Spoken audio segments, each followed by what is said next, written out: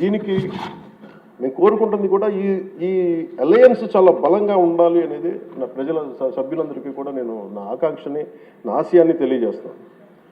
నేను ఎందుకు ఇంత తపన పడ్డాను, రాష్ట్ర విభజన జరిగినప్పటి నుంచి ఆంధ్ర రాష్ట్రం వెనుకబాటు పడిపోయింది, దీనికి ఎవరు ముందుకు తీసుకెళ్ళలేము అనుకున్న దాంట్లో నేను ఏమీ ఆశించకుండా 2014లో మన అలయన్స్ కోసం నేను కష్టపడ్డాను. అలాగే 19లో కూడా ఉండాలని కోరుకున్నాం, అది పరిస్థితుల్లో కుదరలేదు. కానీ 24కు వచ్చేటప్పటికి నేను పార్టీ పరంగా అన్ని తగ్గి అన్ని రకాలుగా ఎందుకు పెట్టానంటే, ఇది నేను పార్టీగా గెలవడం కంటే కూడా నేను ఇండివిజువల్గా సాధించడం కంటే కూడా నేను కోరుకుంది 5 కోట్ల మంది ప్రజల ఆకాంక్షల్ని ఆశయాల్ని ముందుకు తీసుకెళ్లాలని నా తపన. ఇది ఎట్టి పరిస్థితుల్లో కూడా నేను కోరుకుంటుంది. ఇప్పుడిప్పుడే మనం చిన్నపాటి ఒక 1 పాయింట్ అభివృద్ధి చూసాం మనం ఇప్పటికీ. ఇది ముందుకెళ్ళాలి, ఇంకా మన ఆకాంక్షలను ఆశయాలు ముందుకు తీసుకెళ్ళాలి అంటే ఇది మనలో ఉన్న ఏమన్నా సరే చిన్న చిన్న సవరణలు ఏదైనా చేసుకుంటే అందరం ముందుకెళ్ళాలి. ఈ ప్రభుత్వానికి, ముఖ్యమంత్రి గారికి బలంగా నిలబడాలని నేను మనస్ఫూర్తిగా కోరుకున్నాను అధ్యక్ష. అలాగే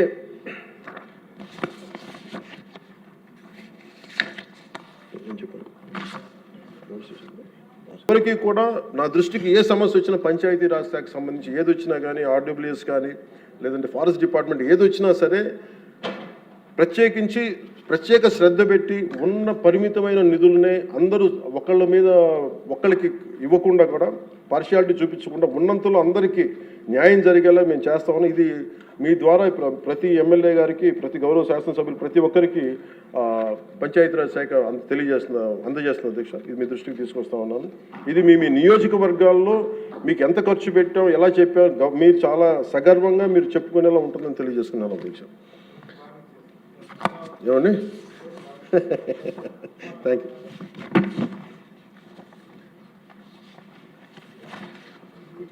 అలాగే అది వీళ్ళకి సంబంధించి అంటే నాకు సభ దృష్టికి, ఇంకా గౌరవ సభ్యులందరూ మాట్లాడతారు, నా సభ దృష్టికి నేను తీసుకురాగలిగేది ఇప్పటికీ కూడా వాళ్ళ సభ్యులు తక్కువ 11 మంది అయినప్పటికీ కూడా వాళ్ళు ఒక 1100 మంది ఉన్నట్టుగా వాళ్ళు మాట్లాడుతూ ఉంటారు. అంటే మనం ఎందుకనంటే వాళ్ళు చెప్పిన దాన్ని చాలా బలంగా నమ్ముతారు. మనం చేసే పనులు మనం చెప్పుకోలేం, మనం చేయడానికి సంకోచిస్తున్నాం ఏంటో తెలియదు. కానీ వాళ్ళు చూడండి, ఇందాక నేను చెప్పింది మీకు,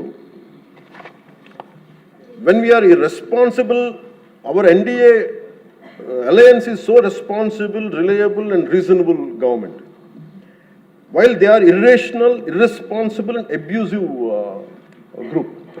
వీటన్నిటి మధ్యలో మనం కూర్చోబెట్టి మనం ఏదైనా మాట్లాడాలి అంటే మనందరం కూడా ఒక ఏకాభిప్రాయం మీద ఒక ఏకత్వం ఉండాలి అనేది నేను మనస్ఫూర్తిగా సభ్యులందరినీ కూడా నేను కోరుకుంటా ఉన్నాను.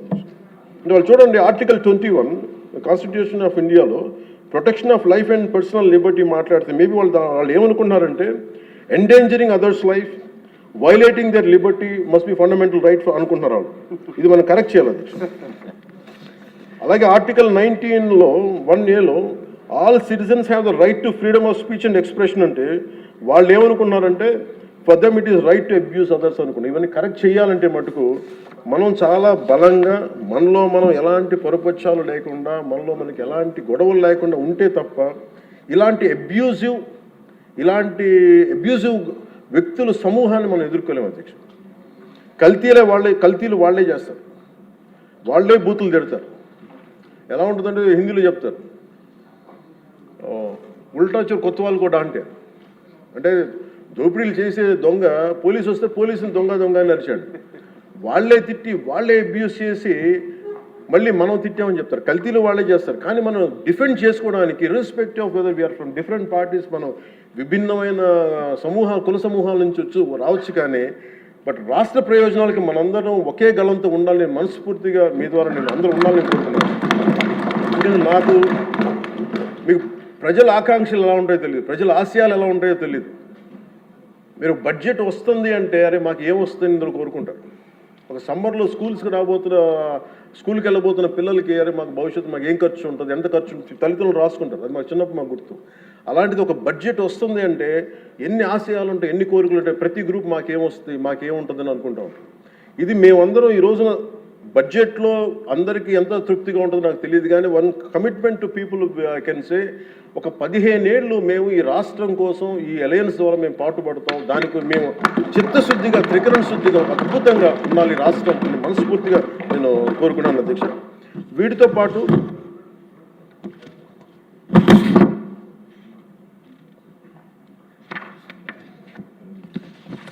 నేను ఒకటి మీ దృష్టికి తీసుకొస్తా ఉన్నాను.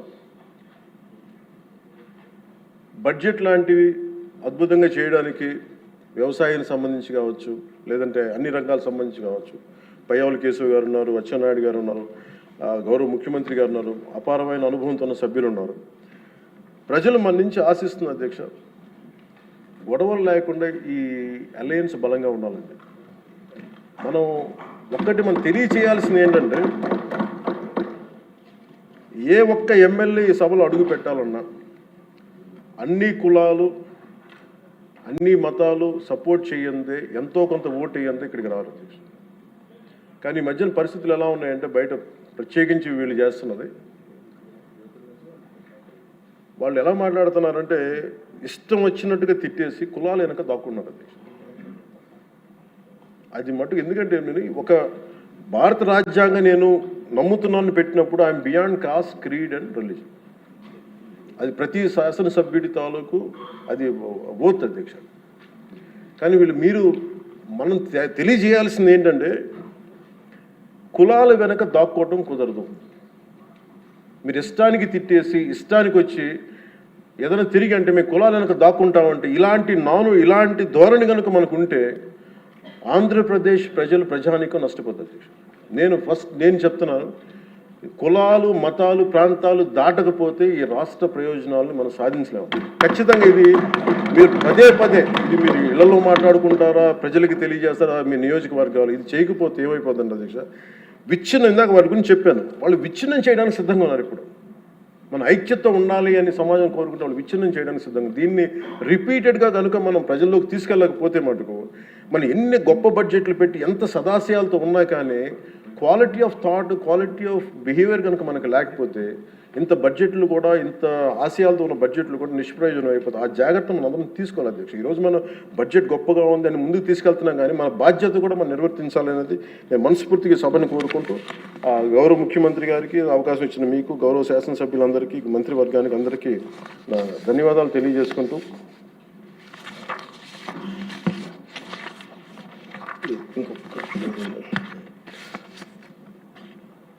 పర్యాటక రంగాన్ని ప్రత్యేకించి